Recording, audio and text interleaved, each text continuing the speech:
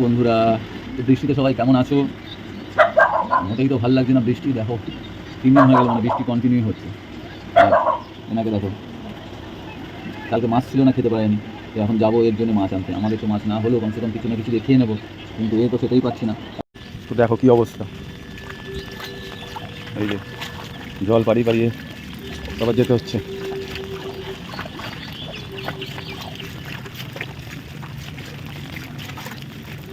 এই হচ্ছে আমাদের পাড়ার বাজার।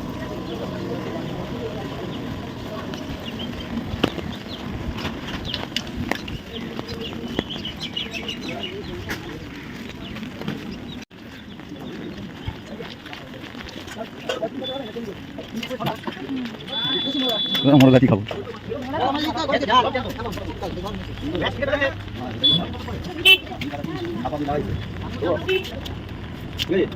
সুন্দর।